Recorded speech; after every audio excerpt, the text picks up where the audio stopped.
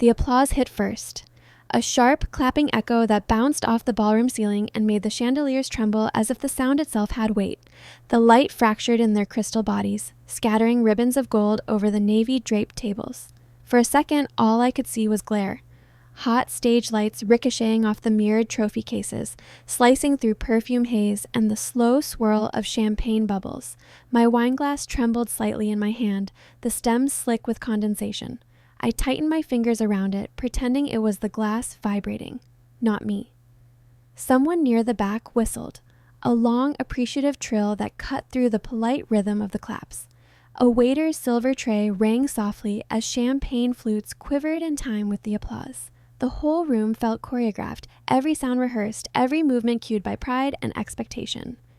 My name is Meredith. I'm 39 years old, and this is how I turned their betrayal into my blueprint for power. Before we continue, please subscribe to the channel and let us know where you're listening from in the comments. They called it the Edison Executive Excellence Awards, an event so drenched in self-importance that even the name sounded inflated. Alliteration and ego in equal parts. It was downtown Chicago, a Friday night in November, one of those evenings when the city feels wrapped in its own reflections.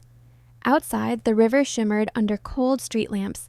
Inside, the ballroom was all heat and polish, navy velvet tablecloths, gold-lettered programs that curled slightly under the heat lamps, the faint floral scent of someone's perfume riding above the buttery smell of hors d'oeuvres.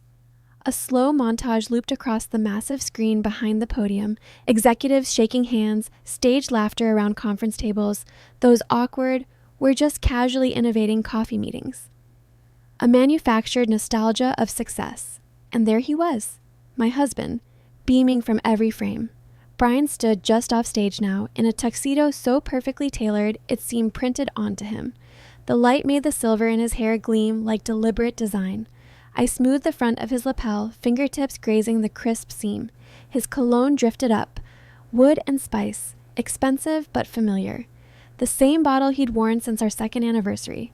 I'd chosen it, just like I'd chosen the cufflinks, the pocket square, the tie color that would read best under warm light, and the words folded neatly inside his jacket pocket. 26 hours of drafting, redrafting, pacing the living room window while the furnace hissed and the neighborhood lay dark. I knew every comma, every beat. His words, my voice, until I heard the heels click, click. Then the subtle scrape of a microphone stand being adjusted. A pause, a polite cough timed like punctuation, and a voice that wasn't his. Her voice, the assistant. Good evening, she began. Soft and deliberate, the kind of tone that invites you to lean closer without realizing you're obeying. I'm honored to speak tonight on behalf of someone very important to me. My spine went still. Around me, heads tilted. A rustle of dresses, of program pages. Guests leaned forward, smiling their polite curiosity. Maybe they thought Brian had stage fright. Maybe he wanted to add drama. One man across the table looked at me and grinned like we were sharing in the surprise of a good commercial twist. I didn't grin back. Her name was Clara. She had that kind of hair that defied humidity, even Chicago's winter air. Straight, glossy, unbothered. The kind of assistant who always happened to be nearby. Always at the right elbow during photo ops. Always wearing a color that echoed whatever Brian wore. Not enough to match, just enough to be noticed. She'd mastered the art of proximity. Now she held my cream-colored pages like scripture and began to read. At first, it was almost flattering, hearing my words delivered through another mouth. The rhythm was mine, the metaphors carefully calibrated. That mix of corporate gravity and emotional sincerity I'd perfected over a decade of ghostwriting for men like him. She recited his childhood story, the Wisconsin dairy farm, the frost on the barn door, the humble roots, the image I'd sculpted so audiences would see grit instead of privilege. Then came the story about the server room outage. He'd stayed overnight to save the company from a holiday disaster. A detail I'd embellished from a 1-hour delay. It didn't matter. In storytelling, the heart of the thing was truth enough, and then she hit the line. My wife couldn't be here tonight. A soft detonation. Laughter rippled through the room. Not cruel, not even skeptical, just the kind of gentle amusement people give when something unexpected happens in public. Harmless if you weren't me, except I was right there, front row, in red, the only woman in a sea of navy and black, He'd asked me to wear it. "I want you to stand out," he had said that morning, smiling into the mirror while adjusting his bow tie. "You're my lucky charm." He kissed my forehead. My reflection had smiled back, believing him. Now the memory felt like a bad commercial. I wasn't breathing. I wasn't blinking. My pulse had moved to my ears, an oceanic roar that drowned out the room. My fingertips left fogged crescents on the glass stem I was still holding. Through the mic, I heard her inhale, that tiny breath that microphones always magnify. Too intimate, too human. The woman who believed in me more than anyone else. Another laugh. Softer this time. Someone clapped prematurely. My heart didn't beat. It echoed, hollow and delayed. My husband. My speech. My erasure. The line wasn't in the draft. She had added it, or he had told her to. Betrayal, when it first hits, doesn't shout. It seeps. It whispers into your bones like cold water. My body recognized it before my mind could form the sentence. My ears rang. My face flushed as if I'd been publicly slapped, but no one had touched me. The air thickened. The ballroom chandelier blurred. Behind me, the quiet orchestra struck a transition chord, too cheerful for the moment. Forks tapped plates. A photographer's flash burst white across the stage, freezing her mid-sentence. I looked at Brian. He was nodding. Not clapping, not surprised, just nodding as if approving a final rehearsal. He met my eyes, held them for a second that felt like an accusation, then looked away. The applause came again, polite, sustained, directionless. I stood. No one noticed. My chair scraped softly against the parquet floor. I moved through the tables, through perfume and candlelight and the faint hum of networking conversations that would outlive the evening. People congratulated me without knowing what for. Smiles flickered past, meaningless and automatic. At the podium, Clara was still speaking, my cadence still alive in her mouth. I walked faster. The double doors opened with a sigh, and the air outside struck my skin like clarity. Chicago wind, sharp, metallic, smelling of rain on pavement. I stepped under the glass awning of the valet area where streetlights painted the sidewalk a sterile white. In the reflection, the woman staring back looked composed. Red dress immaculate, hair pinned perfectly, lipstick untouched, the kind of woman who should have been radiant with pride. Instead, she looked translucent, like someone whose story had been told in past tense. I unclenched my hand. The printed program was still there, creased at the fold. On the last page, in small type, it listed the speech credits, except next to "written by," my initials, MLM, were gone. It simply read, "Prepared by BM and CT Brian Michelson, Clara Tran, my name," the invisible backbone of every success he'd paraded, had been erased. And for the first time that night, the applause from inside didn't sound like celebration. It sounded like dirt being shoveled onto a coffin. The next morning, he made pancakes, blueberry, just how I liked them. The smell of butter filled the kitchen before I even made it down the stairs. It clung to the air like nostalgia, sweet and heavy. Soft jazz hummed from his phone, low enough to blend with the steady scrape of a spatula on cast iron. For a heartbeat, if I hadn't remembered the night before, I might have thought it was any ordinary Sunday. Brian stood at the stove in his navy robe, sleeves rolled to the elbows. His hair stuck up in that effortless way people pay barbers to recreate. He hummed off-key, swaying slightly as if the rhythm itself could cover what he'd done. The normalcy was almost violent. I sat on one of the bar stools, cold marble against my forearms, watching him move around our kitchen, the space I designed down to every cabinet hinge. Stainless steel, warm light, a view of the backyard maple already shedding its last orange leaves. It should have felt safe. Instead, every surface looked staged, like a set built to distract from a crime scene. "Morning," he said without turning. "Sleep okay?"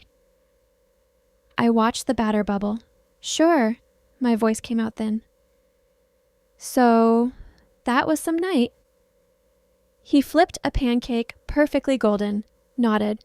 "Yeah, big turnout." The silence after that word, big, hung like fog. I rested my chin on my palm. "You didn't think it was strange that your assistant gave your speech?" He finally turned, spatula in hand. His expression wore surprise like an accessory, convincing from a distance, empty up close. "She offered." Said you were running late. I figured it'd be easier than making everyone wait. He smiled, but it didn't reach his eyes. Running late. I had been in the front row 40 minutes early, nails bitten short, heart pounding for him. She said I wasn't there, I said quietly. He shrugged. Probably just a misread line, honey. Don't make this a thing. You know Clara. She panics in front of crowds. I laughed once, a sound so small it barely qualified as laughter. She didn't panic, I said. She delivered each sentence like she'd written it. He turned back to the stove. Everyone loved it. The board's already talking about how heartfelt it sounded. You'd be proud. Oh, I am, I said, voice sharp enough to slice through the bittersweet air, especially the part where I vanished. His wrist froze mid-flip. The pancake landed off-center and tore. He stared at it as if it could speak for him. Don't start. The silence that followed stretched thin. Only the hiss of batter cooking filled it, steady and traitorous. I smelled the faint scorch of sugar, that precise moment before sweetness turns bitter. I remember thinking that scent would stay trapped in that kitchen forever, like smoke after a fire, like the memory of his voice trying to make me feel unreasonable. When he finally slid a plate in front of me, the pancakes looked perfect again, as if perfection could erase anything. I didn't pick up my fork. That week, my inbox filled with congratulations. Subject lines like, "So proud of Brian," and "He really nailed it," flooded the screen. Not one addressed to me. His photo, smiling beside her, glowed from every platform. On LinkedIn, the company newsletter, even an industry blog I'd once written for under my own byline. Brian Michelson delivers a moving speech on integrity. Integrity. The irony could have killed me. By Wednesday, a friend from the office texted me a screenshot of a comment thread under Clara's post. She'd uploaded a perfectly lit photo of the podium, captioned, "Couldn't be prouder to read words that came straight from the heart." Her heart. The scrolling felt endless, each flick of my thumb like reopening a wound. Then I saw it. Brian's comment pinned right beneath hers. "You were amazing up there. I couldn't have said it better myself." He hadn't even tried to hide it. That night, I sat at my desk, the one cluttered with half-empty coffee mugs, notebooks labeled by client, Post-its in color-coded chaos. The soft glow of my desk lamp painted the room in amber loneliness. I opened the folder labeled Edison Speech. Final. The subject line from 2 weeks earlier blinked at me from my sent mail. Final draft Edison Speech. Sent. 11:47 p.m. I still had the timestamp. Beneath it, a forwarded chain appeared. Same subject line, time-stamped 11:58 p.m. sent from him to her. His message read, "Make this sound more emotional. Add something about how she inspires me. No edits, no hesitation. Just my file, handed off like borrowed socks." My stomach dropped. The cursor blinked over his note, tauntingly polite. He hadn't even bothered to change the subject line. I stared until the words blurred. My pulse thudded through my fingertips. I could hear the faint buzz of the refrigerator, the distant hum of a passing train, the kind of noises you only notice when your whole life goes silent. He'd taken my work, the foundation of his performance, and passed it along like an unclaimed draft. Let her sprinkle sentiment over my structure. Let her claim the warmth while I became invisible scaffolding. When I finally confronted him that evening, the air between us was brittle. He sat at the kitchen island again, same stool, same robe, scrolling his phone. "Brian." My voice came out steadier than I felt. I saw the emails. He looked up slowly, like a teacher caught off guard by a student's audacity. "What emails?" "The ones where you sent her my speech." He leaned back, exhaled through his nose, practiced calm settling over his features. "You're taking this personally," he said. "I needed a little help. It's not a big deal." "She said I wasn't there," I said. "It was metaphorical." "She said my wife couldn't be here tonight." He set his phone down. The gesture was sharp enough to make the salt shaker rattle. "It was just words, Meredith. Everyone knows you're the reason I'm here." Everyone didn't. He waited for me to soften, to drop it, to let the music of his rational tone hypnotize me back into silence. But something inside me, something that had stayed patient through years of small humiliations, refused to bend. I walked away mid-sentence, The hallway light caught on the photo frames. Vacations, anniversaries, smiles too polished to be real. The next week, Clara's name started showing up everywhere. Company memos, calendar invites. She was CC'd on everything that used to belong to me by proximity. The trips followed. Orlando, then Dallas, then San Diego. "Quick turnaround," he'd say, suitcase open on the bed. "You hate those conferences anyway." I watched him fold shirts with the precision of a man who believed in appearances. "She's just logistics support," he'd add. Logistics support who posted selfies in hotel lobbies with captions like, "Another inspiring day with the best boss in the business." By the third trip, her reflection appeared behind him in a live-streamed team photo, arm almost brushing his. The comments were full of heart emojis. The erosion wasn't sudden. It was polite, gentle, executed through 1,000 little omissions. "We'll debrief later." "You've got too much on your plate." "You deserve a break." Break. That word followed me around the house like a mosquito I couldn't swat. I stopped checking the corporate site, stopped cooking dinner. The refrigerator turned into a gallery of takeout menus and unopened mail. Even the cat began sleeping on his side of the bed. But late at night, while he snored softly beside me, I reopened the old drafts. Every version, every track change. My cursor retraced each deleted line like fingerprints at a crime scene. Then I found it. At the bottom of the earliest draft, a single line I'd written before the edits began, a quiet dedication. For the man who taught me that integrity is quiet, not loud. He'd deleted it before sending it to her. That's when the truth settled. Heavy and exact. The theft wasn't just professional, it was personal. He wasn't letting her take my words, he was helping her rewrite my existence. The next morning, before dawn, I printed everything. Emails, timestamps, drafts, screenshots. Each page sliding out of the printer like evidence. The machine's hum sounded steady, righteous. I gathered the stack, aligned the edges carefully, and slipped it all into a plain black presentation folder, the kind he used for board meetings. Clean. Unassuming. I didn't know yet what I'd do with it, only that silence was no longer protection. It was permission. And the next time someone asked who really wrote Brian Michelson's speeches, they were going to hear me. Loud, clear, and undeniable.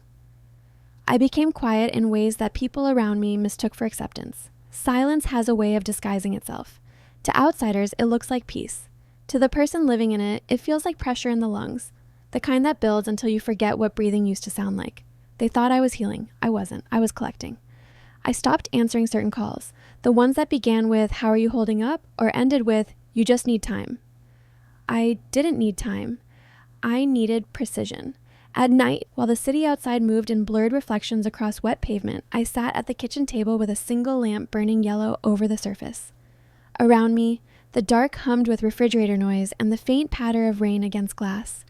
A steady percussion that made my thoughts orderly. The table was my command center. Receipts fanned like evidence photographs, coffee rings on old bills. The black folder from the week before, edges fraying, thick with the proof of what he and Clara had done, the smell of ink and paper mixed with the faint trace of burnt sugar that still haunted the kitchen from those pancakes. Me. I'm going to find out who told the story that erased me. He didn't look up from his tablet. "Meredith, you're exhausting this. Please, for my sake, let it go." "For your sake?" I said softly. "If I let it go, it'll happen again." He exhaled, shrugged, a small, lazy movement, the kind men use when they believe words evaporate once spoken. He flipped another page on the tablet, like my sentence had been background noise. The first thing I did was simple. Digital detective work. I opened the same email thread I'd already read a dozen times. But this time, I followed every link, every attachment, every minor revision. I saved each one, printed until the folder bulged, the printer coughing out heat and protest. My living room filled with the sound of evidence being born. Versions labeled V1, V2, V3, the sterile rhythm of corporate deceit. Each red line told a story. My sentences softened, recut, stretched, integrity turned into ambition, humility rewritten into vision. My phrasing hollowed out like a house stripped for resale. On one copy, my line, "Integrity is quiet, not loud," had been replaced. Now it read, Integrity means never having to explain your success. Someone had bolded it. The confidence of theft is always in bold. Then came the metadata. The original file, my original, listed me as author, Meredith Lang Michelson. The forwarded version listed CT as the last editor. Small letters hidden behind the Properties tab most people never think to open. But there they were, digital fingerprints pressed into the crime. A cold satisfaction crept through me as I stared at them. There's something unnervingly beautiful about evidence. How it doesn't need you to raise your voice. It just exists, humming quietly under the surface. Next, I went through my phone. I found the voice memo I'd recorded for him 2 nights before the awards. I'd been obsessive about pacing back then, recording myself reading the speech aloud so he could get the rhythm right. Now, earbuds tight in my ears, I hit play. My own voice filled the room, calm, certain, full of faith. Each pause deliberate, each joke softly timed. That night, he stayed in the server room to keep the system alive through Christmas. The words felt foreign now, like hearing a ghost in my own throat, but it was proof. Then I saw it. The text I hadn't wanted to find, the one that had been waiting for me in plain sight. Brian, 11:53 p.m., the night before the ceremony. Can you make this sound more emotional? Add something about how she inspires me. Keep it subtle. Clara, 11:54 p.m. Of course. Want me to add a line about loyalty? Brian, 11:55 p.m. Yeah. Make it personal. Not too much, just enough. 3 lines, a blueprint for betrayal. My hands went cold. I replayed the messages over and over until the rhythm of their exchange etched itself into my pulse. That was when I realized infidelity doesn't have to be romantic. It only has to be collaborative. I started to look for patterns instead of moments. Individual moments can be excused. Fatigue, oversight, misunderstanding. Patterns expose intent. Clara's public posts became my study material. LinkedIn, conference recaps, speaker bios. I found 3 separate events over the past year where her language mirrored mine almost word for word. At a mentorship panel, she wrote, "Integrity is the quiet force that moves mountains." I'd written that exact sentence for a charity speech 18 months earlier. At a tech summit, she joked about the server room Christmas miracle. Another ghost of mine, resurrected with applause. Every phrase I'd once crafted to elevate others had become her vocabulary for ascension. My style, my syntax, my heartbeat under her brand. 2 nights into my quiet excavation, a new message slid into my DMs. Jamie, a junior PR associate from Brian's firm. Her profile photo showed her half smiling, the kind of person who overthinks before pressing send. Jamie. Hi, I hate to message you like this, but I think you should know something. Me. What did you hear? Jamie. At the marketing mixer last month, Clara was rehearsing in a corner. She kept saying a line about the woman who believed in me. I thought it sounded familiar, like something from your op-ed last year. My throat tightened. Do you have proof? A minute later, a shaky phone clip appeared. Grainy, filmed from behind a potted plant. Clara's voice echoed faintly through a hotel corridor. The woman who believed in me more than anyone else. The same tone. The same measured cadence. I felt the room tilt slightly as if gravity had shifted. Jamie's message blinked again. Jamie. I'm sorry. I thought maybe you'd want to know. She had no idea. She just handed me a key. We met the next day for coffee. Neutral ground, a quiet corner booth in a cafe that smelled like cinnamon and printer paper. Jamie arrived nervous, twisting a napkin between her fingers. She talked for nearly 2 hours about how Clara rehearsed other people's lines in private meetings, how she volunteered to tighten up Brian's public remarks, always at the last minute, how people whispered, was mentorship or mimicry? Jamie's eyes darted around the room, voice lowering. It's like she's practicing being him and you. I didn't interrupt. I just nodded, hands around my cup, feeling the steam brush my knuckles. Witnesses matter. They make your truth audible. After Jamie left, I walked to my car in a daze. The city around me looked too vivid. Brake lights smeared in rain, people laughing into phones, unaware that the world could tilt this easily. That night, I opened the company's shared server, We had a family login from years ago, a leftover convenience for holiday newsletters and joint invites. I typed the credentials like muscle memory. The folder list appeared. There it was. Edison Lush Final v3.docx. Uploaded 11:58 p.m. the night before the event. I opened the properties panel. Author, Meredith L. Michelson. Last modified by ctr@companyname.com. Clara's alias. My pulse quickened, steady and controlled. Proof doesn't shout. It clicks open quietly. I took the file to Avery, my old friend, technical writer, the kind of man who could read metadata like fingerprints. We sat in his living room surrounded by books and the soft hum of his computer. He pulled up the file and leaned closer to the screen. Avery, I said, tell me I'm not imagining this. He scrolled through the comments, lines of revision in pale blue. You're not. He pointed to timestamps. This shows clear edits. Original author, you. Final editor, her. And here, he clicked a comment bubble. She rewrote whole sections. Re-authored. My throat tightened. Is it enough? It's a breadcrumb trail, he said gently. Maybe not a smoking gun, but if you connect it to emails and timestamps, it's solid. You could make it undeniable. So I started connecting. Emails, check. Voice memo, check. Witness testimony, check. Metadata, check. Piece by piece, the puzzle formed. Then I stumbled onto something buried deeper. A draft press release tucked inside the PR folder. A neatly formatted statement celebrating Brian's humility and quoting the same fabricated line, "The woman who believed in me." The draft had already been approved for circulation the Monday after the ceremony. That was the moment I understood how fast lies harden into history. PR wasn't just echoing the narrative, they were codifying it. I sat back, breathing slow.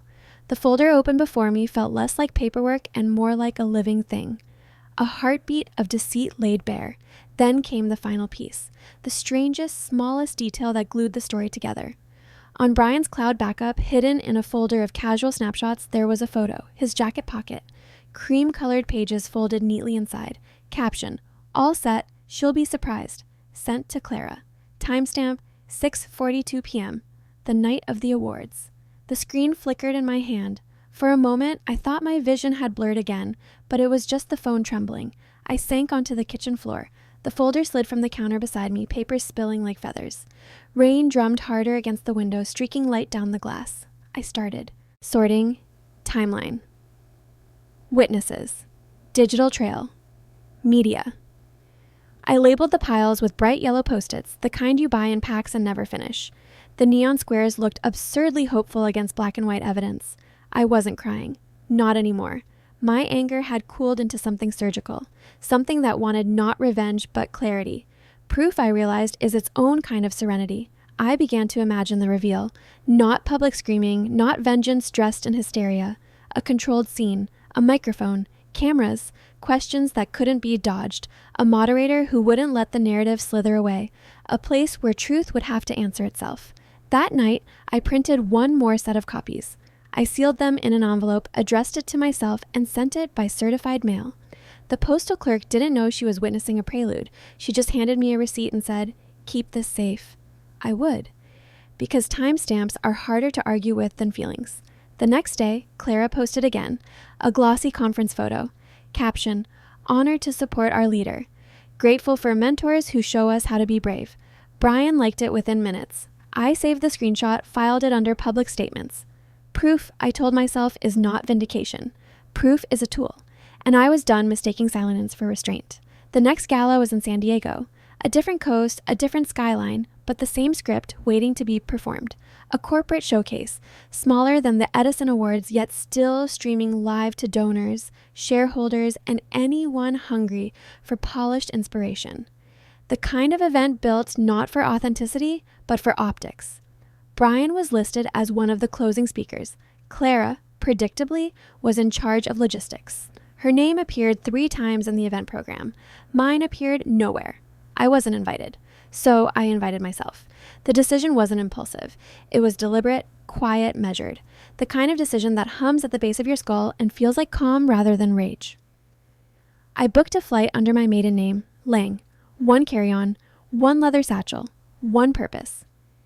Inside that satchel, the black folder, now worn at the edges from too many rereads and one new addition, a flash drive. On it, a clean studio-quality audio file labeled simply, "Before she spoke."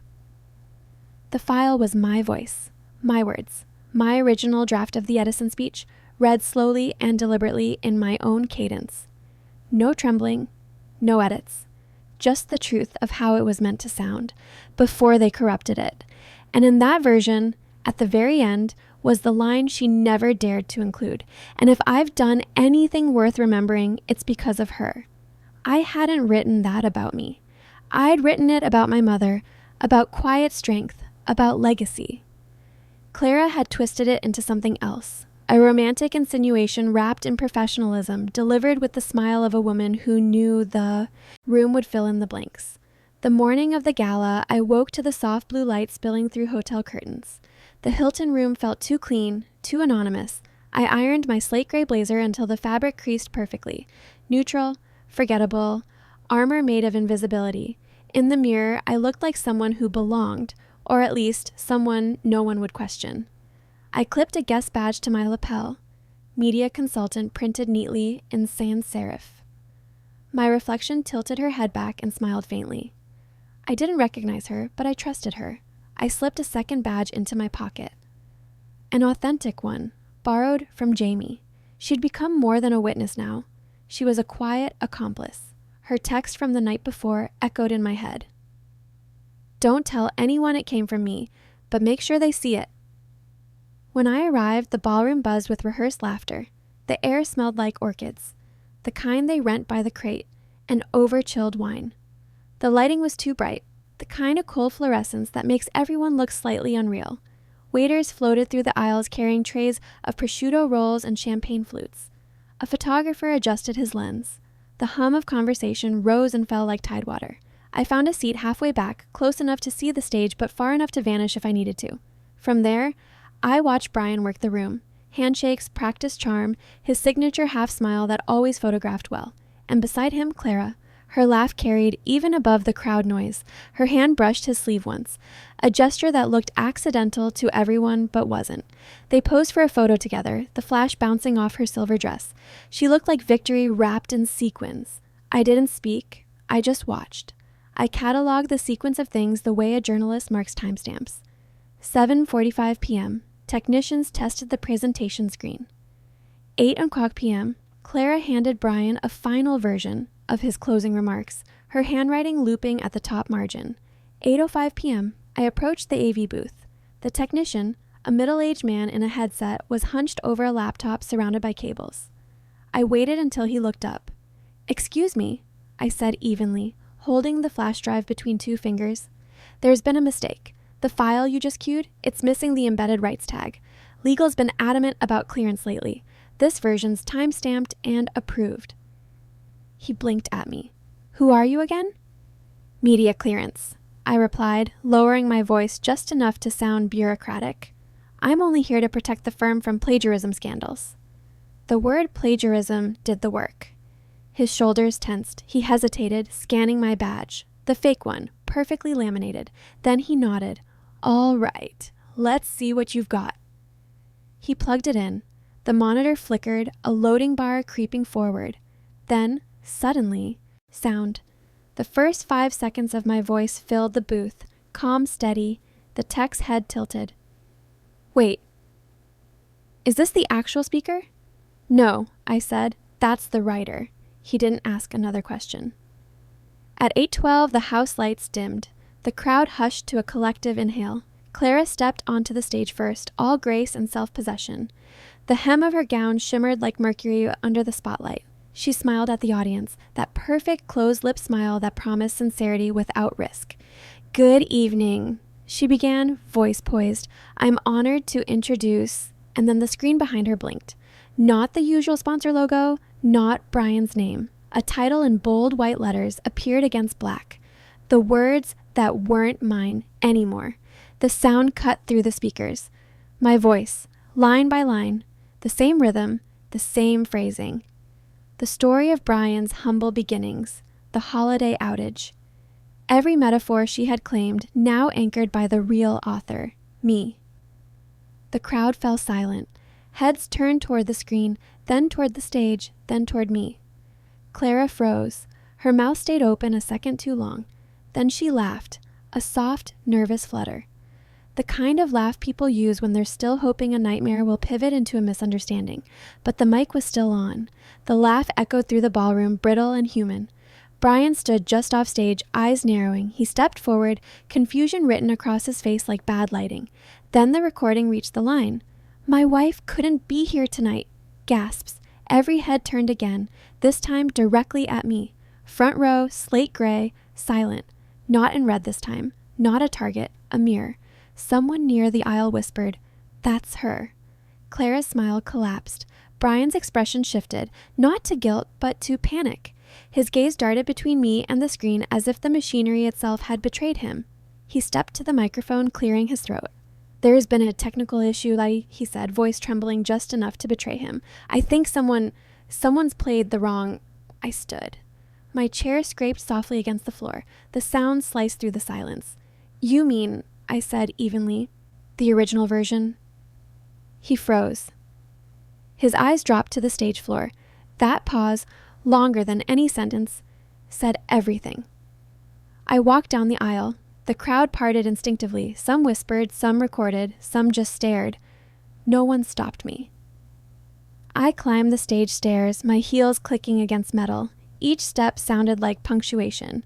At the podium, I didn't take the mic. I didn't need amplification. I simply set the black folder down, flipped it open to the first page. The footer marked with my initials, clear as a signature. The audience craned forward. "You stole my words," I said quietly. She recited them. "You oath." Lied. I just rewrote the credits.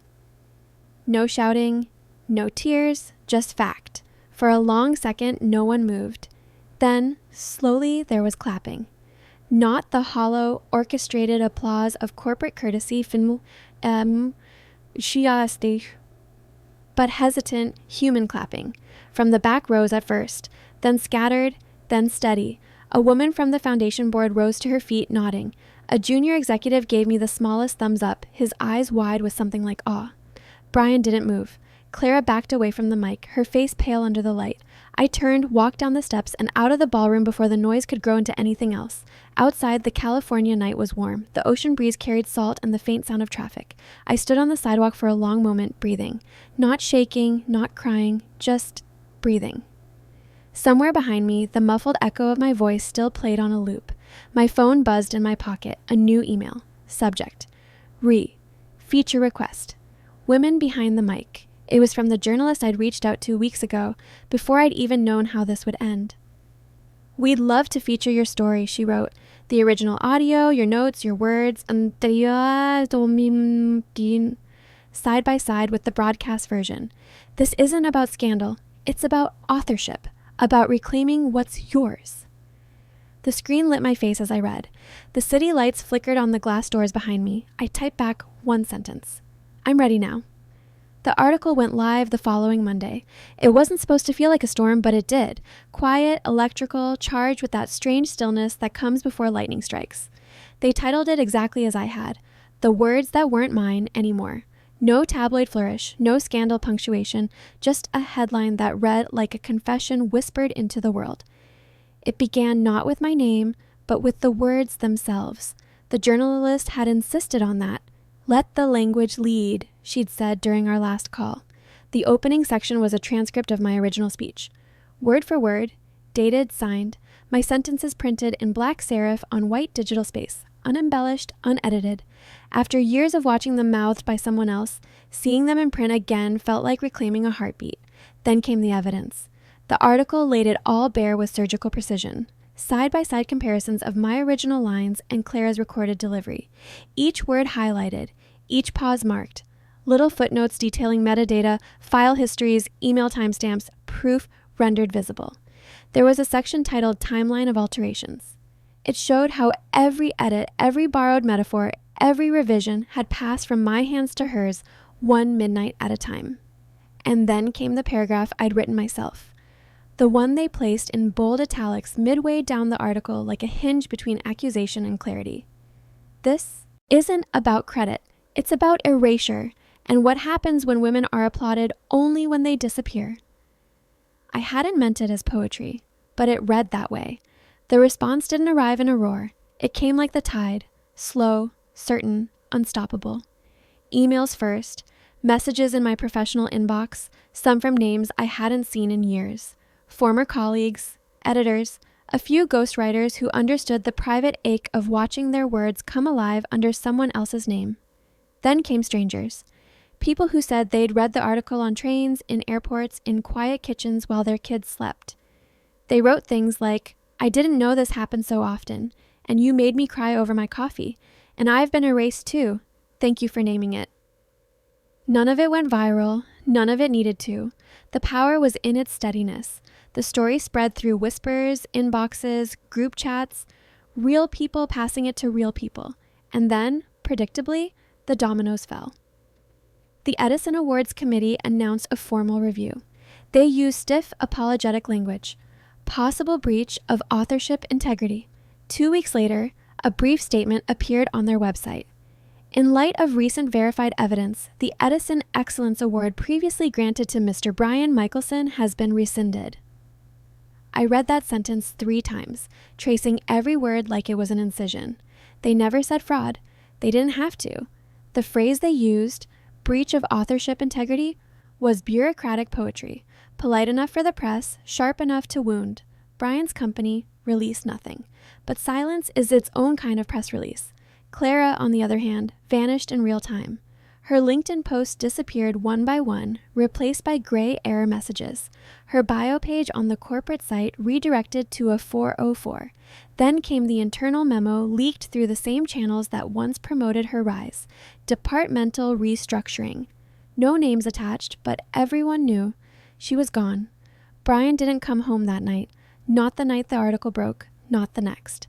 His side of the bed stayed untouched, pillow dentless, sheets still smooth. He stayed in a hotel downtown as if proximity to the truth could be avoided by geography. At 2:37 a.m., my phone buzzed with a voicemail. I didn't listen until the following afternoon. His voice was tight, rehearsed, the way he used to sound during interviews when he didn't like the question. "You didn't have to go that far," he said. "We could have handled this privately. You hurt a lot of people, Meredith, including yourself. Hope it was worth it." That was it.